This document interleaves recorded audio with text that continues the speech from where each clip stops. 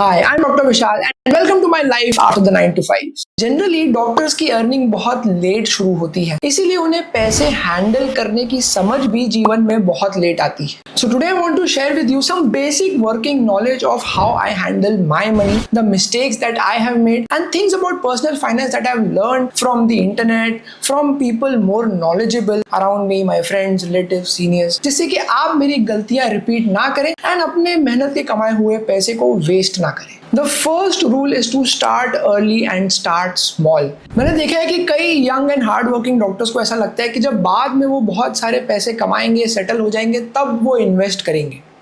But reality में आप चाहे छोटा ही अमाउंट क्यों ना इन्वेस्ट करना शुरू करो, जितने ज्यादा समय तक आप इन्वेस्ट करोगे उतना वो ग्रो करेगा.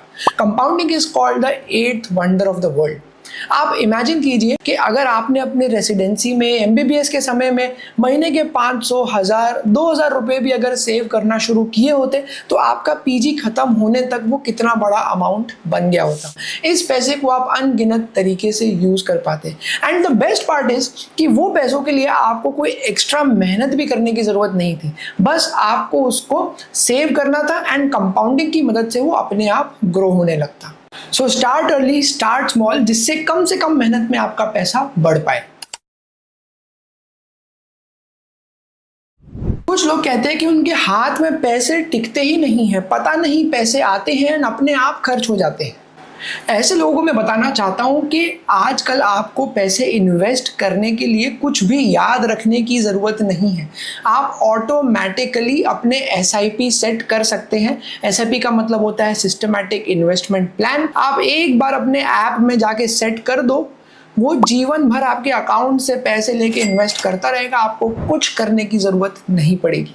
So the second rule is to automate your saving and investing. Saving को ऑटोमेट करने के लिए आप एक अलग से बैंक अकाउंट खोल सकते हैं, जिसको आप अपने मेन अकाउंट के साथ कनेक्ट करके आप ऐसा ऑटोमेशन या ऐसी सेटिंग कर सकते हैं जिससे कि आपके जब पैसे आए मेन अकाउंट में, आपके सैलरी के या आपकी पेशेंट के, प्राइवेट पेशेंट के, तो उसमें से कुछ परसेंटेज अपने आप ही दूसरे बैंक अकाउंट में चला जाए महीने के महीने. उसी तरीके से बहुत सारी एप्स हैं जैसे जीरोदा है, ग्रो है, वगैरह वगैरह, जिसमें कि आप इन्वेस्टमेंट भी ऑटोमेटिकली कर सकते हैं. वो आपके बैंक अकाउंट से कनेक्ट हो जाता है. अपने आप महीने के एंड में XYZ पैसे जो आपने सेट किए हैं वो या तो म्यूचुअल फंड्स में या तो स्टॉक्स में, स्मॉल केस वगैरह में ऑटोमेटिकली चले जाते हैं. आपको सिर्फ एक बार ये चीज समझ के KYC वगैरह करके सेट करने की जरूरत है बस. मुझे याद है कि मैं जब रेसिडेंट हुआ करता था तब मैंने ये सब चीजें समझ के 2000 रुपीज पर मंथ की SIP शुरू कर दी थी.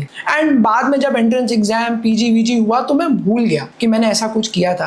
एंड हर महीने मेरे पैसे कटते थे. जब कई सालों बाद मैंने देखा तो वहां पे काफी lakhs of rupees जमा हो गए थे. आई न्यू कि अगर मुझे हर महीने याद रख के ये काम करना पड़ता तो ये इतने लाखों रुपए नहीं जमा हो पाते. मुझे अपने आलस पे पूरा भरोसा था. तो आप भी अपने आलस पे पूरा भरोसा कीजिए एंड अपने सेविंग्स एंड इन्वेस्टमेंट को ऑटोमेट कर दीजिए.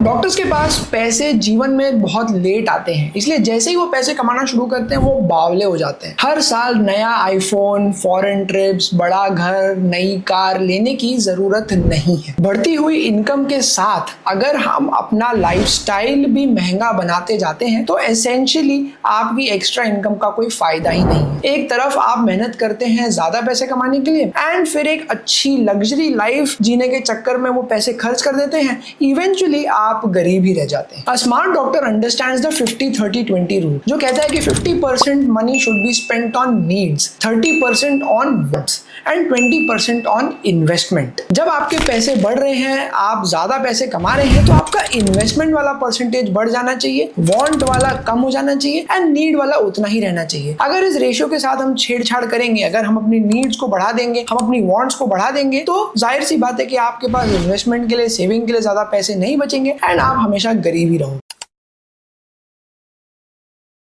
हमें मेडिसिन में सिखाया जाता है कि हमें किसी भी इमरजेंसी के लिए प्रिपेयर रहना चाहिए। हमारे पास दवाइयों का स्टॉक, इंस्ट्रूमेंट्स का स्टॉक, हर चीज का स्टॉक होना चाहिए जो कि हम इमरजेंसी के समय यूज कर पाए। बट जब पर्सनल फाइनेंस की बात आती है तो ये लॉजिक लोग नहीं अप्लाई करते। एज अ डॉक्टर आपके पास भी एक इमरजेंसी फंड होना चाहिए कैश पैसों का। कैश मतलब नोट वाला कैश नहीं, बट बैंक में जो स्टोर्ड है जिसको कि आप तुरंत यूज कर सकते हैं। जो पैसे आप म्यूचुअल फंड्स या स्टॉक्स में डाल देते हैं वो तुरंत नहीं यूज हो पाएंगे, बट जो आपके फिक्स डिपॉजिट में है या आपके सेविंग्स अकाउंट में है वो तुरंत यूज हो पाएंगे। सो रफली you should have a cash run of 6 months, यानी कि 6 महीने के आपके जो खर्चे हैं उतने पैसे आपके पास बैंक में होने चाहिए कोई भी इमरजेंसी सिचुएशन फेस करने के लिए। अगर आप क्लिनिक चलाते हैं या आपका कोई और बिजनेस है तो वो बिजनेस का इमरजेंसी फंड अलग है, आपका घर चलाने का इमरजेंसी फंड अलग है। इससे अगर आपकी हेल्थ से रिलेटेड, आपके फैमिली की हेल्थ से रिलेटेड, जॉब से रिलेटेड कोई भी इशू आप फेस करते हैं तो आपको स्ट्रेस नहीं आता है एंड आप फ्रीली चीजें डिसाइड कर सकते हैं, आपके लिए जो बेस्ट है वो चूज कर सकते हैं। आपको मजबूरी में जीवन नहीं जीना पड़ता। मैंने देखा है कि इंडिया में लोगों को इंश्योरेंस लेने से बड़ा परहेज है। They don't look at it as a money saving hack. But as a smart doctor आपको समझ में आना चाहिए कि 3 इंश्योरेंस बहुत जरूरी होते हैं। पहला है टर्म इंश्योरेंस, दूसरा है इंडेमनिटी इंश्योरेंस एंड तीसरा है हेल्थ इंश्योरेंस। बेसिकली इंश्योरेंस का कॉन्सेप्ट ये होता है कि आप किसी कंपनी को कोई प्रीमियम अमाउंट भरते हो जिसके अगेंस्ट वो आपको बहुत ज्यादा पैसा देने के लिए तैयार हो जाती है अगर आपके पास कोई संकट आए। ये जनरली उन चीजों में किया जाता है जिन झंझटों में आपको नहीं फंसना, जैसे मेडिको लीगल हैसल में कोई फंसना नहीं चाहता है, कोई नहीं चाहता है कि उसको आउट ऑफ पॉकेट कोर्ट कचहरी के पैसे देने पड़े, इसलिए आप इंडेमनिटी इंश्योरेंस ले लेते हो। वहीं पे जनरल अगर कोई प्रॉब्लम आती है तो आप एक टर्म इंश्योरेंस ले लेते हो। एंड आपकी हेल्थ से रिलेटेड प्रॉब्लम आती है, बिकॉज आप हो तो डॉक्टर लेकिन आप भी तो कभी पेशेंट बन सकते हो, उसके लिए हेल्थ इंश्योरेंस होता है, बिकॉज वहां पे भी बहुत सारे खर्चे हैं जो कि आप अवॉइड करना चाहोगे। तो I look at insurance as a money saving hack rather than as an unnecessary expense, because कल को अगर ये खर्चे आपको आउट ऑफ पॉकेट करने पड़े तो हो सकता है कि आपकी सारी सेविंग्स तबाह हो जाए। So look at insurance as a money saving hack and go ahead and buy at least these 3 kinds of insurance. अगर आपने ये वीडियो यहां तक देख लिया है तो I am sure you find it valuable and I would like to invite you to my WhatsApp community, जिसकी लिंक आपको डिस्क्रिप्शन बॉक्स में मिल जाएगी। एंड जब आप वहां पे हैं तो आप मेरे न्यूज लेटर के लिए भी साइन अप कर सकते हैं, जहां पे मैं career growth, hobbies, passion, work life balance जैसी चीजों के बारे में फुर्सत से बात करता हूं। वैसे तो डॉक्टर्स दुनिया के सबसे स्मार्ट लोगों में से होते हैं, बट जब लोन लेने की बात आती है तो उनकी बुद्धि भ्रष्ट हो जाती है। You should not take the wrong type of loans. कहने का मतलब कि आपको लोन ऐसी चीजों के लिए लेना चाहिए जो कि आपको पैसे कमा के देने वाली है। You should take loans for building assets. For example आप लोन लेके इंस्ट्रूमेंट्स खरीद सकते हैं जिससे कि आप सर्जरी करेंगे तो आप पैसे कमाएंगे। आप लोन लेके क्लिनिक शुरू कर सकते हैं बिकॉज वहां से आपकी अर्निंग होगी।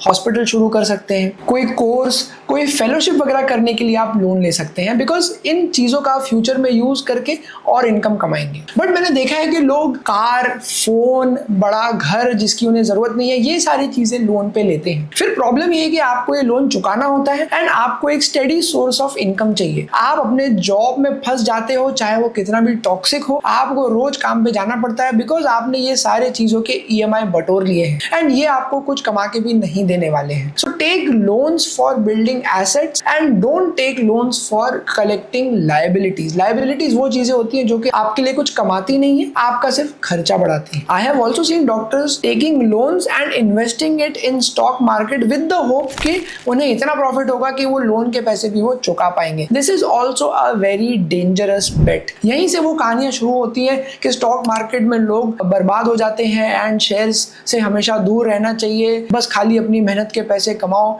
एंड उसी में जिंदगी जियो। So if you take the right kind of loans, you can grow your money, you can grow your income, your profession. But if you take the wrong kind of loans, then you can get in big trouble.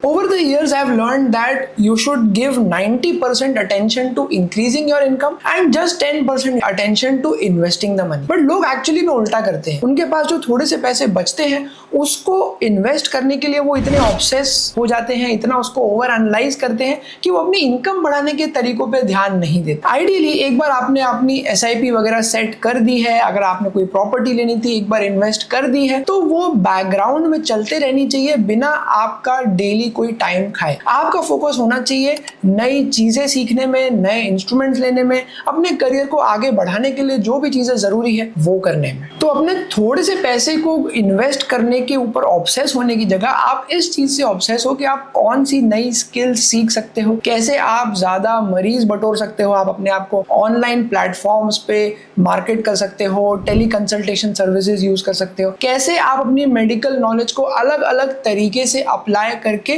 ज्यादा पैसे कमा सकते हो, जो कि side hustles में कहलाता है। So focus on finding out more ways of monetising your knowledge rather than obsessing over saving pennies.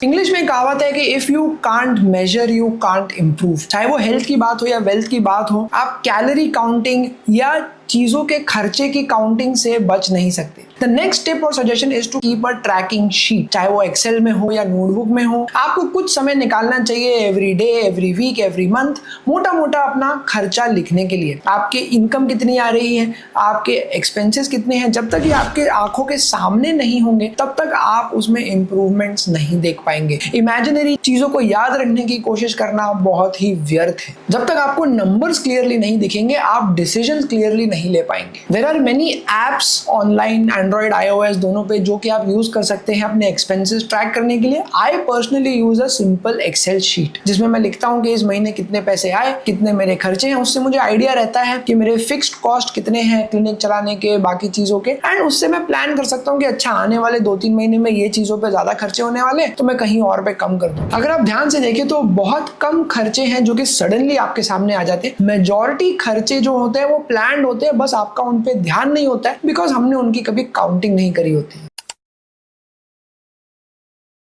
Last and the most boring चीज जो कि हम सब बड़े अडल्ट लोगों को करनी पड़ती है जो अपने पैसे कमा रहे हैं, is to understand taxes. And मैं ये नहीं कह रहा हूं कि मैंने कोई टैक्स की बहुत महारत हासिल कर ली है, बट एटलीस्ट मैं किसी चार्टर्ड अकाउंटेंट से या अगर आपके घर में कोई आपका रिलेटिव है, दोस्त है, कजिन है, उनसे पूछता रहता हूँ, डिस्कस करता रहता हूँ कि ये टैक्सेस की चीजें कैसे होती हैं, आपका कितना टैक्स कटना चाहिए, कोई नया रूल आया है जिससे टैक्स बच सकता है, अलग अलग उसके जो तरीके हैं। आपको एटलीस्ट अप टू डेट रहना चाहिए। And I hate to see people who behave as if कि उन्हें टैक्स समझ ही नहीं आता है। अगर आप ह्यूमन बॉडी को समझ सकते हो एंड उसके बेसिस पे अपनी जीविका कमा सकते हो तो टैक्सेस नहीं समझ आने का तो सवाल ही उठता नहीं। जस्ट दैट वो बहुत बोरिंग है, इसलिए हम उसको समझना पसंद नहीं करते हैं। यूट्यूब वीडियोस देख के, वेबसाइट पे चीजें पढ़ के आप एक वर्किंग नॉलेज गेन कर सकते हो अपने टैक्सेशन की, जिससे कि आपको एटलीस्ट इतना पता होना चाहिए कि आप जरूरत से ज्यादा टैक्स तो नहीं भर रहे। So this was an organised list of everything I've learned about money in the last few years. अगर आपके और भी कोई सवाल है, कोई सजेशन है, कोई चीज है जो मैं बताना भूल गया हूं तो प्लीज उसको कमेंट में लिख दीजिए। I love reading your comments, thoughts, ideas, feedbacks and replying to them. I hope you subscribe to the channel, watch other videos, अपने दोस्तों के साथ, fellow doctors के साथ उनको शेयर कीजिए। With that, I will take your leave and see you very soon in the next video.